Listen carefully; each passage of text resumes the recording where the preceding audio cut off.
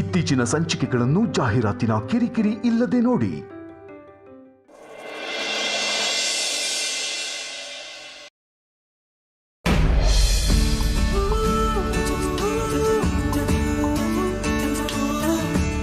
ವೇದಾಂತ್, ವೇದಾಂತ್,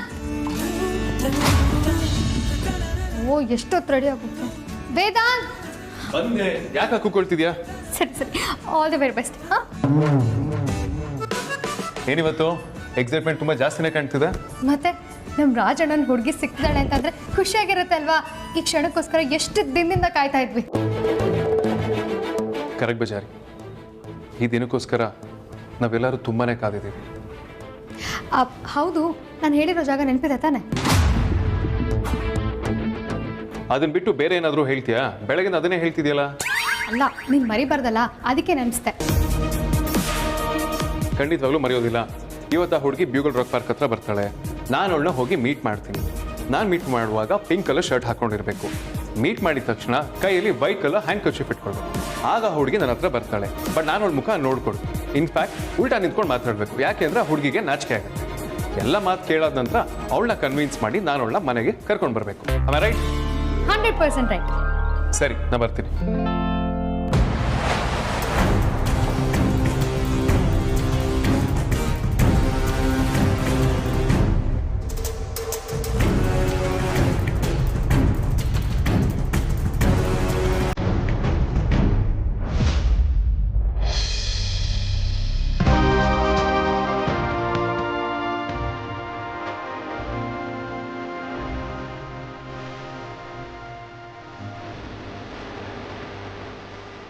ಅದಕ್ಕೆ ನಮ್ಮ ಕೆಲಸ ಇಷ್ಟೊಂದು ಸಲೀಸಾಗುತ್ತೆ ಅಂತ ನಾನು ಅಂದ್ಕೊಂಡೇ ಇರಲಿಲ್ಲ.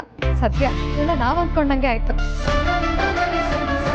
ಓ ಅಮ್ಮ, ಕರೆಕ್ಟು. ಎಲ್ಲ ಅಂದ್ಕೊಂಡಂಗೆ ಆದರೆ ಧ್ರುವ ಮತ್ತು ಅದಿತಿ ಮದುವೆ ಸಲೀಸಾಗತ್ತೆ. Finger crossed. ಹೌದು ಅದಕ್ಕೆ.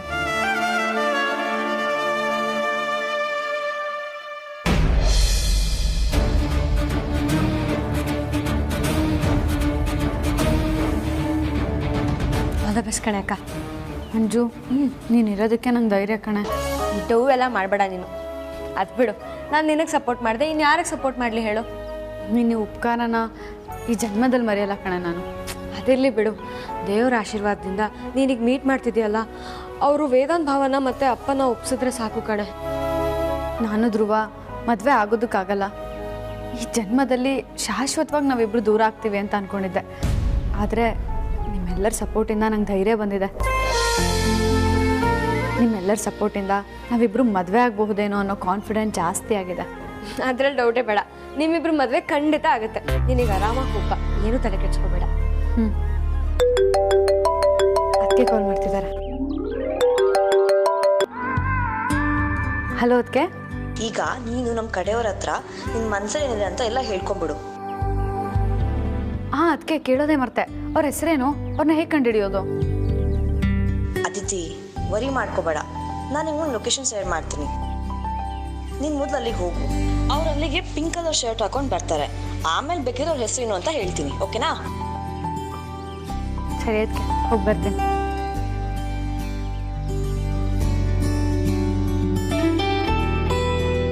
ದೇವ್ರೆ, ಏನು ತೊಂದರೆ ಇಲ್ಲದೆ ಯಾವ ಮನಸ್ತಾಪನೂ ಬರ್ದೆ ನಂದು ಧ್ರುವನ್ ಮದುವೆ ಆಗೋ ಹೋಗಿ ಮಾಡು.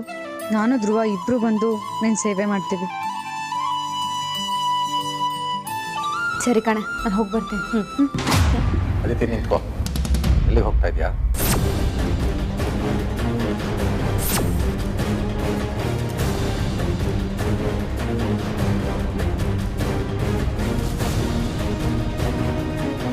ನಿನ್ನನ್ನೇ ಕೇಳ್ತಾ ಇರೋದು ಅದಿತಿ, ಎಲ್ಲಿಗೆ ಹೋಗ್ತಾ ಇದೆಯಾ?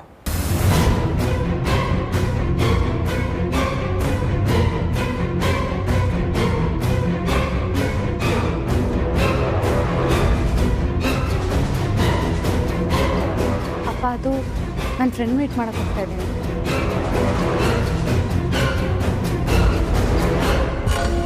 ಯಾವ ಫ್ರೆಂಡು? ಅವಳ ಹೆಸರೇನು?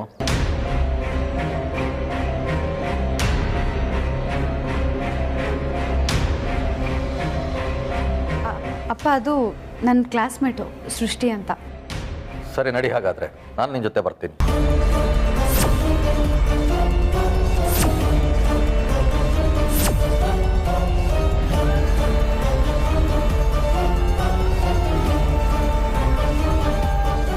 ಏನು ಯೋಚಿಸ್ತಾ ಇದೆಯಾ ಅದಿತಿ? ನಾನು ನಿನ್ನ ಜೊತೆ ಬರ್ತೀನಿ, ನಡಿ.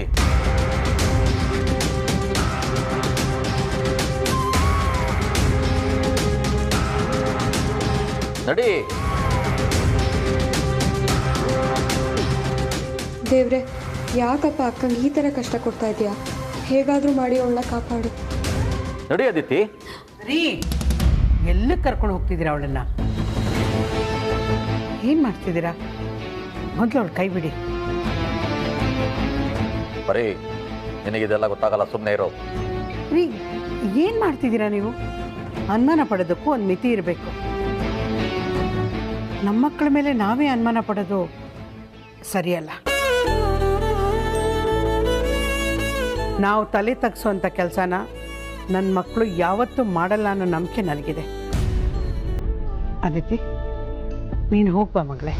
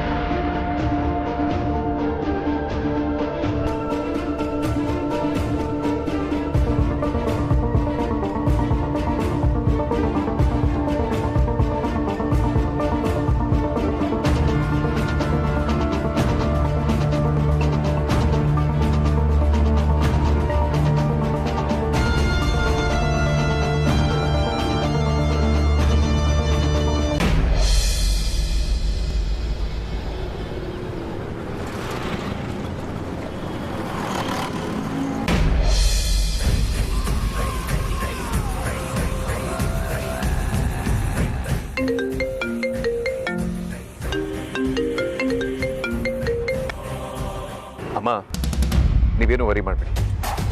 ಯಾವತ್ತು ಹುಡುಗಿಯನ್ನ ಕಣ್ಣು ಹಿಡಿದು ಖಂಡಿತವಾಗ್ಲೂ ಮನೆಗೆ ಕರ್ಕೊಂಡು ಬಂದು ನಿಮ್ಗೆಲ್ಲರಿಗೂ ಪರಿಚಯ ಮಾಡಿಸ್ತೀನಿ. ನೀವು ಅಮೂಲ್ಯ ಹೇಳ್ದಾಗೆ ಮಾಡಬೇಕು. Don't worry. ನನಗೆ ನಿನ್ನ ಮೇಲೆ ನಂಬಿಕೆ ಇದೆ ವೇದಾಂತ್. ಆದರೆ ನನಗೆ ಹೇಳಬೇಕಾಗಿರೋದು ಆ ವಿಷಯದ ಬಗ್ಗೆ ಅಲ್ಲ. ನಾನು ಹೇಳೋದನ್ನ ಸ್ವಲ್ಪ ಗಮನ ಇಟ್ಟು ಕೇಳಿಸ್ಕೊ. ಧ್ರುವನ ಹುಡುಗಿ ಬರ್ತಾ ಇರೋ ಲೊಕೇಶನ್ನು ಚೇಂಜ್ ಆಗಿದೆ. ಹೌದಾ? ಸರಿ, ನನಗೆ ಯಾವ ಜಾಗಕ್ಕೆ ಹೋಗಬೇಕು? ನಾನು ನಿನಗೆ ಲೊಕೇಶನ್ ಅಪ್ಡೇಟ್ ಮಾಡ್ತೀನಿ. ಆ ಜಾಗಕ್ಕೆ ಹೋಗು. ಸರಿ ಅಮ್ಮ.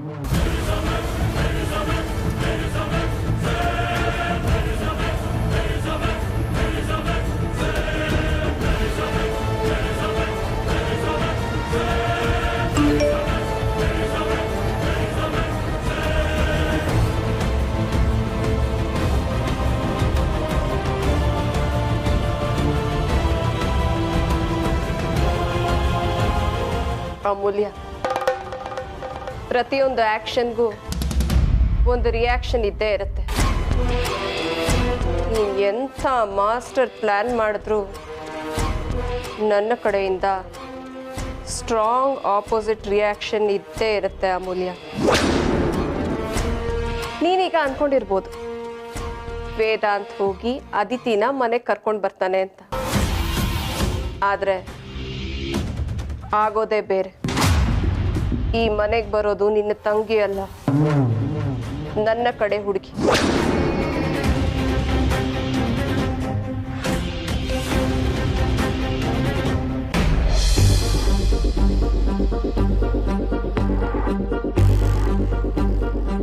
ಬರೀ ನಾನು ಅದಿತಿಗೆ ಅಂತ ಒಂದಿಷ್ಟು ಜನ ಹುಡುಗರನ್ನು ನೋಡಿದ್ದೀನಿ. ಕೆಲವ್ರ ಫೋಟೋನ ತರಿಸ್ಕೊಂಡಿದ್ದೀನಿ. ನೋಡು,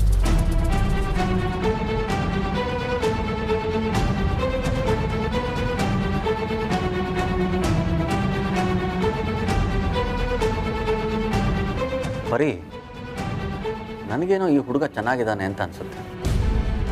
ಸಂಪ್ರದಾಯಸ್ಥ ಮನೆತನದ ಹುಡುಗ, ಮೇಲಾಗಿ ಒಳ್ಳೆ ಕೆಲಸದಲ್ಲಿದ್ದಾನೆ. ಅದಿತಿನ ಇವನಿಗೆ ಕೊಟ್ಟರೆ ಚೆನ್ನಾಗಿರ್ಬಹುದೇನೋ ಅಂತ. ಹಾಂ, ಚೆನ್ನಾಗಿರುತ್ತೆ. ಯಾಕೆ ಬರೀ ಹುಡುಗ ಇಷ್ಟ ಆಗಲಿಲ್ವಾ? ಹಾಗಿದ್ರೆ ಸರಿ ಬಿಡು, ಬೇರೆ ಹುಡುಗರು ನೋಡಿದ್ರಾಯ್ತು. ನೋಡು,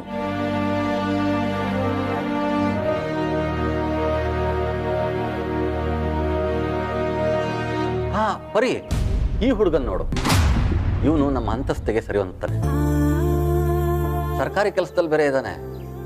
ಇವನಿಗೆ ಕೊಟ್ಟರೆ ನಮ್ಮ ಅದಿತಿ ನಿಜವಾಗ್ಲೂ ಸುಖವಾಗಿರ್ಬೋದು ಅಂತ ಅನ್ಸುತ್ತೆ. ನೋಡು ಪರಿ,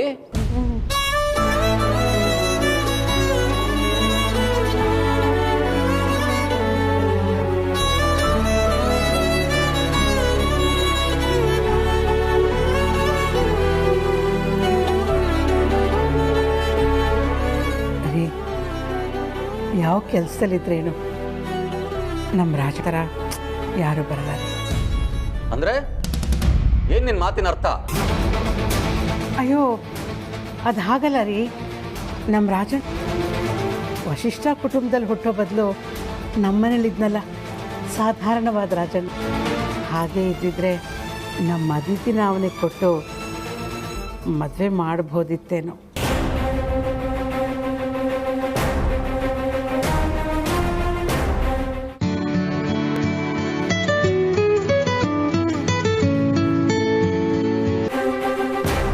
ಹೇಳಮ್ಮ ಸೃಷ್ಟಿ.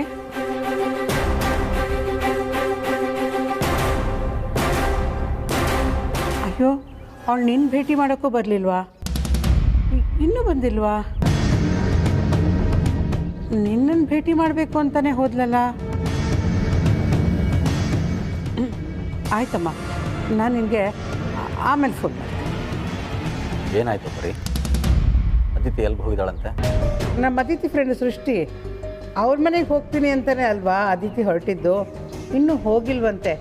ಅದಕ್ಕೆ ಅವಳು ಎಷ್ಟೊತ್ತಿಗೆ ಬರ್ತಾಳೆ ಅಂತ ಕೇಳೋಕ್ಕೆ ಫೋನ್ ಮಾಡಿದ್ಲು.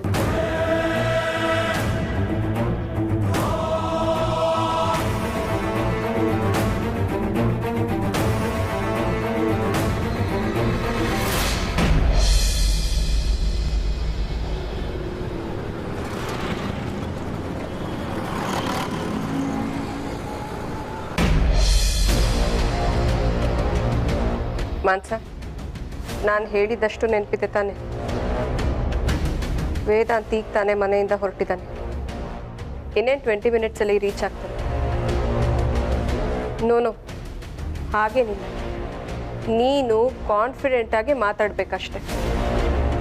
ನೀನು ವೇದಾಂತ್ ಹತ್ರ ಮಾತಾಡುವಾಗ ಸ್ವಲ್ಪ ಎಮೋಷ್ನಲ್ ಆಗಿ ಮಾತಾಡು.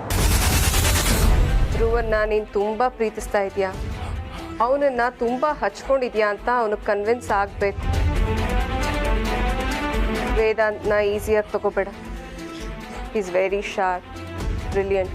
ನೀನು ಏನಾದರೂ ಸ್ವಲ್ಪ ನೆಗ್ಲೆಕ್ಟ್ ಮಾಡಿದ್ರು ನೀನು ಯಾರು ಏನು ಅಂತ ಅವನಿಗೆ ಗೊತ್ತಾಗ್ಬಿಡುತ್ತೆ.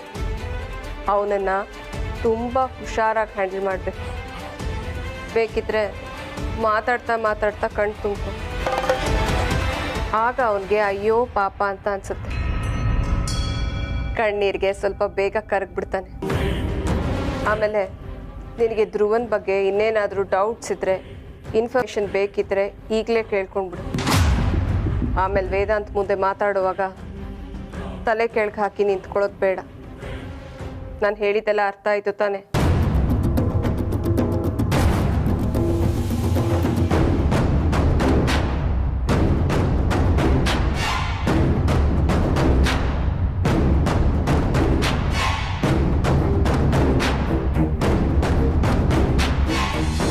ನಾನು ಪಿಂಕ್ ಕಲರ್ ಶರ್ಟ್ ಹಾಕೊಂಡಿರ್ತೇನೆ, ಕೈಯಲ್ಲಿ ವೈಟ್ ಕಲರ್ ಹ್ಯಾಂಡ್ ಕರ್ಚೀಫ್ ಇರುತ್ತೆ. ಅದನ್ನು ಗುರ್ತು ಹಿಡಿದು ಅವಳ ಹತ್ರ ಮಾತಾಡೋದಕ್ಕೆ ಬರ್ತಾಳೆ.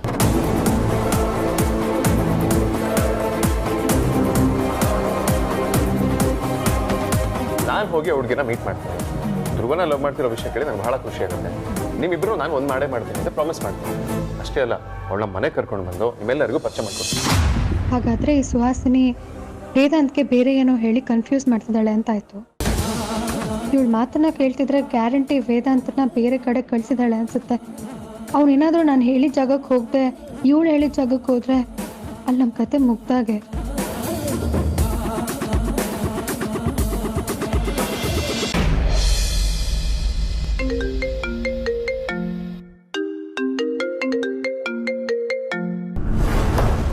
ವೇದಾಂತ್ ಫೋನ್ ಪಿಕ್ ಮಾಡು. ಇವನೊಬ್ಬ ಯಾವಾಗ ಫೋನ್ ಪಿಕ್ ಮಾಡ್ತಾನೆ, ಯಾವಾಗ ಫೋನ್ ಪಿಕ್ ಮಾಡಲ್ಲ ಅಂತಾನೆ ಗೊತ್ತಾಗಲ್ಲ. ಯಾವಾಗ ನೀನು ಟಾರ್ಚರ್ ಮಾಡ್ತಿದ್ಯಾ? ಫೋನ್ ಪಿಕ್ ಮಾಡು ವೇದಾಂತ್, ಬೇಗ.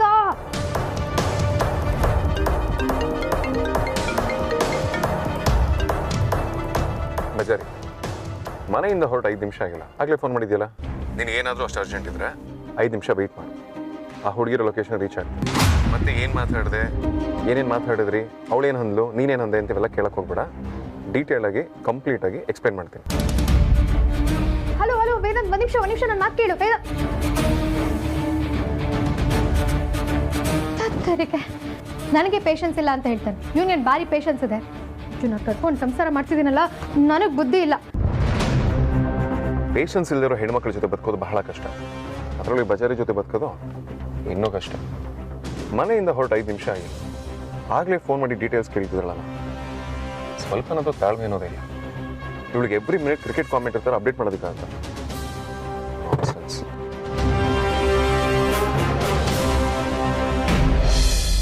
ಐ ಥಿಂಕ್ ಅದಿತಿ ಆಲ್ರೆಡಿ ಅಲ್ಲಿ ರೀಚ್ ಆಗಿರ್ತಾಳೆ. ಇಷ್ಟು ಬೇಗ ಹೋಗಿರ್ತಾರೆ ಅಂತೀರಾ? ಗ್ಯಾರಂಟಿ ಹೋಗಿರ್ತಾಳೆ. ಅದಿತಿಗೆ ತಾನು ಲವ್ ಮಾಡ್ತಿರೋ ಧ್ರುವನ ಕಳ್ಕೊಂಡ್ಬಿಡ್ತೀನಿ ಅನ್ನೋ ಭಯ ತುಂಬ ಇದೆ. ಆ ಭಯಕ್ಕಾದ್ರೂ ತುಂಬ ಬೇಗ ರೀಚ್ ಆಗ್ತಾಳೆ. ಇನ್ನೇನು ಅಣ್ಣನೂ ರೀಚ್ ಆಗೇ ಆಗ್ತಾನೆ. ಅಲ್ಲಿಗೆ ಅದಿತಿ ಅವ್ಳು ಲವ್ ಸ್ಟೋರಿನ ಹೇಳ್ಕೊಂಡ್ಬಿಟ್ರೆ ತೃತೀಯ ಪ್ರೇಮ್ ಕಹಾನಿ ಸುಖಾಂತ ಆಗೋದಂತೂ ಗ್ಯಾರಂಟಿ. ಏನು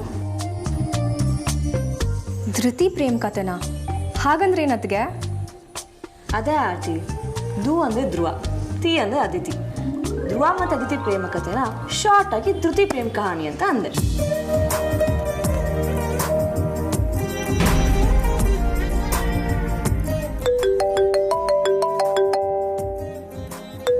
ಅದಕ್ಕೆ ಅಪ್ಪ ಕಾಲ್ ಮಾಡ್ತಿದಾರೆ. ಕೊಡಿ, ನಾನು ಮಾತಾಡ್ತೀನಿ. ಹಲೋ, ಹೇಳಿ ಚಿಕ್ಕಮಾವ. ಏನಿಲ್ಲಮ್ಮ, ಅದಿತಿ ಏನಾದರೂ ಅಲ್ಲಿಗೆ ಬಂದಿದ್ದಾಳ ಅಂತ ಕೇಳೋದಕ್ಕೆ ಫೋನ್ ಮಾಡಿದೆ. ಅದಿತಿನಾ? ಇಲ್ಲ ಚಿಕ್ಕಮಾವ, ಯಾಕೆ ಕೇಳ್ತಾ ಇದ್ದೀರಾ? ಪರವಾಗಿಲ್ಲ ಬಿಡು, ನಾನು ಆಮೇಲೆ ಫೋನ್ ಮಾಡ್ತೀನಿ.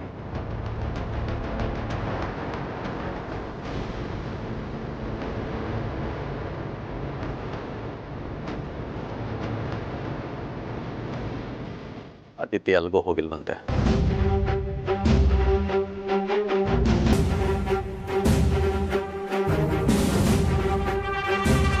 ಅಪ್ಪ ಸಾಮಾನ್ಯವಾಗಿ ಈ ಥರ ಕಾಲ್ ಮಾಡೋದಕ್ಕೆ ಹೋಗೋದಿಲ್ಲ. ಆದರೆ ಇವತ್ತು ಮಾತ್ರ ಯಾಕೆ ಅದಿತಿನ ಕೇಳ್ಕೊಂಡು ಕಾಲ್ ಮಾಡಿದ್ದಾರೆ? ಅವ್ರಿಗೆ ಅದಿತಿ ಮೇಲೆ ಏನಾದರೂ ಡೌಟ್ ಬಂದಿರ್ಬೋದಾ? ನನ್ನ ಪ್ರಕಾರ ಅದಿತಿ ಫ್ರೆಂಡ್ನ ಮೀಟ್ ಮಾಡೋಕ್ಕೆ ಹೋಗ್ತೀನಿ ಅಂತ ಸುಳ್ಳು ಹೇಳಿ ಹೋಗಿದ್ದಾಳೆ ಅನ್ಸುತ್ತೆ. ಅದಕ್ಕೆ ಅಪ್ಪಂಗೆ ಅವಳು ಹೋದ್ಮೇಲೆ ಡೌಟ್ ಬಂದಿರಬೇಕು. ಕೂಲ್ ಆರ್ತಿ, ಟೆನ್ಷನ್ ಮಾಡ್ಕೋಬೇಡ. ಅವ್ರು ಹೇಗಿದ್ದೂ ಅಣ್ಣನ ತಾನೇ ಮೀಟ್ ಮಾಡೋಕ್ಕೆ ಹೋಗಿರೋದು, ಎಲ್ಲ ಅವನೇ ಸರಿ ಮಾಡ್ತಾನೆ.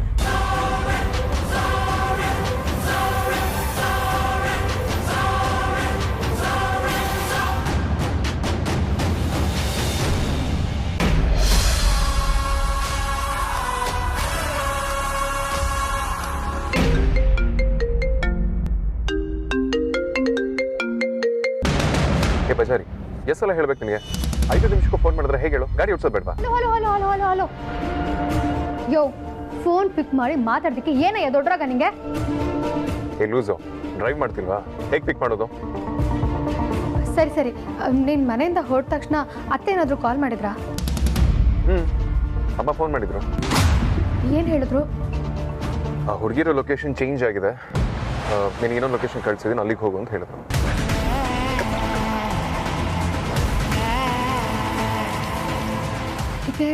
ನನ್ನ ಕೇಸ್ ಕರೆಕ್ಟಾಗಿದೆ. ಸುಹಾಸಿನಿ ವೇದನ್ನ ಬೇರೆ ಲೊಕೇಶನ್ ಕಳಿಸ್ತಾಳೆ. ಏ ಬಜಾರಿ. ಹಾ ವೇದಾಂತ್, ಏನಾಯ್ತು? ಯಾಕೆ ಮಾತಾಡ್ತಿಲ್ಲ? ಏನಿಲ್ಲ ವೇದಾಂತ್, ಅದು ಲೊಕೇಶನ್ ಚೇಂಜ್ ಆಗಿದೆ. ನಾನು ಮುಂಚೆ ಹೇಳಿದ್ನಲ್ಲ, ನೀನು ಅದೇ ಲೊಕೇಶನಿಗೆ ಹೋಗಬೇಕು. ಹೌದಾ? ಮತ್ತು ಅಮ್ಮ ಯಾಕೆ ನನಗೆ ಬೇರೆ ಲೊಕೇಶನ್ಗೆ ಹೋಗಿ ಕೇಳಿದ್ರು? ಅಯ್ಯೋ ಪಾಪ, ಅವ್ರದ್ದೇನು ತಪ್ಪಿಲ್ಲ ವೇದಾಂತ್. ನಾನೇ ಅವ್ರಿಗೆ ಅಪ್ಡೇಟ್ ಮಾಡೋದನ್ನ ಮರ್ತ್ಬಿಟ್ಟಿದ್ದೆ. ಈಗ ನಾನು ನಿನಗೆ ಲೊಕೇಶನ್ ಕಳಿಸಿದ್ನಲ್ಲ, ಅದೇ ಲೊಕೇಶನ್ಗೆ ಹೋಗ್ಬಿಡು. ಸರಿ ಬಜಿ, ಆಯ್ತು.